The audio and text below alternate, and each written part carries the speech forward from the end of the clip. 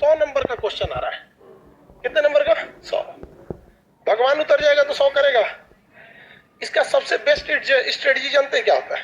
सबसे बेस्ट तरीका, इसका ऐसा 50% सेलेक्ट कीजिए कि हमको ये वाला ये टॉपिक हमको पढ़ लेना है। 50% ये डिसाइड कीजिए कि ये सारी चीजें हमें नहीं छूटनी चाहिए, क्योंकि एग्जाम में जब क्वेश्चन को एग्जामिनर बनाता है ना, तो उसको ऐसा नहीं है कि पागल है उठा और आके क्वेश्चन बना के चल दिया। उसे एसएससी का लेना है या बीपीएससी का लेना है, यूपीएससी का, ऐसा नहीं कि क्वेश्चन देना एग्जाम लेना है लेके चला गया।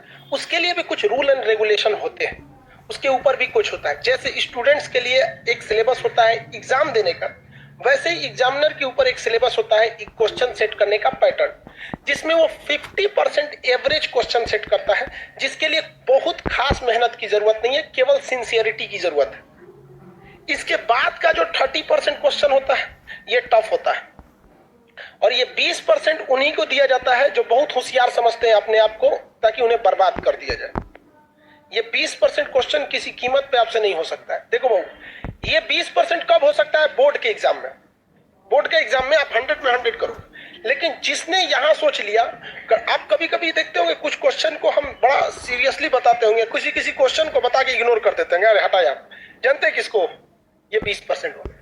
रीजन क्या है कि आपको हर एक सब्जेक्ट देखना है। हम ये 20% भी बढ़ा सकते हैं, लेकिन फिर दिक्कत क्या होगा? फिर आपसे रीजनिंग गया काम से, आपसे इंग्लिश गया काम से, मैथ गया काम से, सब चीज चौपट होने लगे। तो आपको क्या बनना है? जर्नलिस्ट बन रहा है, स्पेशलिस्ट नहीं बनना है।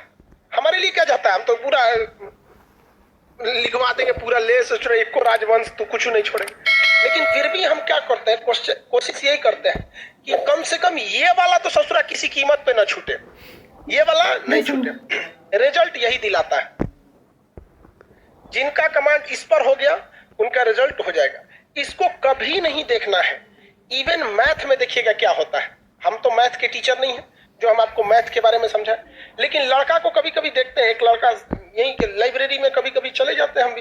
एक बार रात में देखे लड़का सीजीएल की तैयारी कर रहा था, कैट का मैथ बना रहा है। मतलब क्या कर लोगे यार?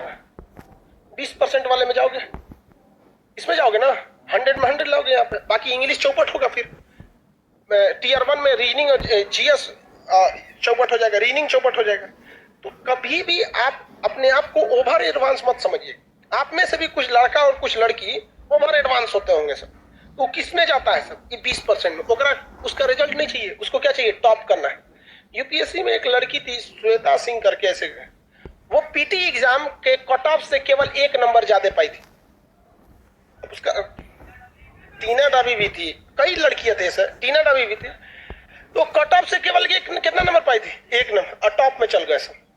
बहुत से ऐसे, केवल टीना डाबी या श्वेता सिंह का एग्जाम्पल नहीं, ऐसे हजारों के एग्जाम्पल मिले कि कट ऑफ से केवल कितना नंबर? 1, 2 या 3 नंबर जाते, और उसके बाद जब ओवरऑल मेंस का आया तो पूरे ऑल ओवर इंडिया में चले गए। तो ये ऑब्जेक्टिव में आपको ये डिसाइड रखना है कि कुछ ऐसे चीज रखिए कि जो हमसे भगवान भी नहीं छीन सकता है। कौन सा? ये 50% वाला। ये 50% आपसे पढ़ाई मांगता ही नहीं है, केवल सिंसियरिटी मांगता है। हम जितना पढ़ा रहे हैं, आप घर जाके उसको सरसरी नहीं, यहाँ से 10 बार देखिए, बस 20-25 मिनट देखिए, ये आपसे कोई नहीं छीन सकता है। सब लोग को समझा रहे हैं, रिजल्ट देने के बहुत कम हम इस सब पे चर्चा करते हैं।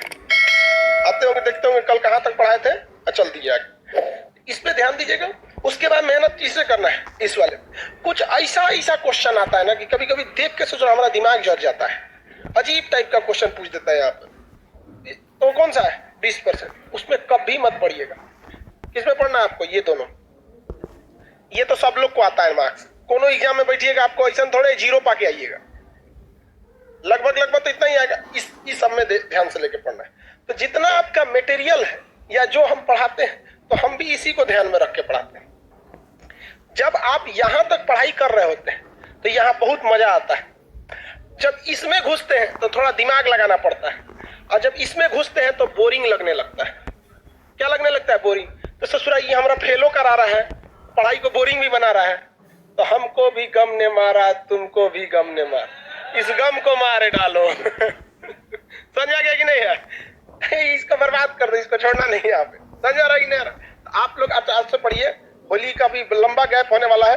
जो पढ़ाए रहेंगे सब चौपट करके आ जाएंगे आप लोग, इसलिए दिक्कत हो जाएगा। आज आगे बताते हैं हम लोग कल्याणी तक में। कल्याणी कंप्लीट तो किए नहीं थे। आप लोग से कभी कभी कोई क्वेश्चन नहीं बने तो घबराना है? अब वो भी देखना है कि वो 20% वाला है कि 85% वाला में गड़बड़ हो जा रहा है। अब अगर कोई पूछ दे आपसे कि हर्षवर्धन को किसने पराजित किया, आपको कहेगा ये पुलकेशिन द्वितीय नहीं पता है सर, तो बोलबे किए थे 20% नहीं आता है। अरे यार लेवल भी तो ध्यान रखो, वो 50% वाला में से है, उसको तो आपको हर हाल में पता होना चाहिए। तो ये नहीं कि नहीं आ रहा है तो सबको 20% वाले में डाल दे, उसका एक लेवल होता है। अब वो आप भली भांति समझ जाएंगे, पता ही नहीं चलेगा तो जो कंची है यहाँ, कुछ अजीब टाइप का पूछ देता है। ऐसे लोग को नहीं ध्यान देना। जैसे पूछेगा हर्षवर्धन के समय आसाम का राजा कौन था, नहीं का मतलब बनता है। अगर आप इस क्वेश्चन को बनाते हैं तो जेन्युइन बात है कि अगर पूछ दिया कि हर्षवर्धन के समय आसाम का राजा कौन था, तो इसकी भी संभावना है वो पूछेगा उस समय म्यांमार का राजा कौन था, या फिर दक्षिण भारत का राजा कौन था, पंजाब का कौन था, पाकिस्तान में कौन था, चीन में किसका शासन था। तो अगर ऐसे क्वेश्चन को पकड़ेंगे तो फिर लपेट लीजिए पूरा अच्छा से। तो आपको ध्यान ये नहीं रखना है कि पढ़ना कितना है, डिसाइड ये करिए पढ़ना क्या है, बस इसमें ध्यान। इसलिए ज्यादा होशियार मत बनिएगा। आप अक्सर देखे होंगे लॉज में उसी का रिजल्ट होता है जिसपे लोग कहते रहे करो हो गया, क्योंकि वो 20% वालों को ऐसे ही भगा दिया जैसे यूट्यूब पर अपनी एड को स्किप कर देता है। आए क्वेश्चन उठपटांग, हर्षवर्धन के चाचा का ब्याह किस रानी से हुआ था? हटाओ सोचो।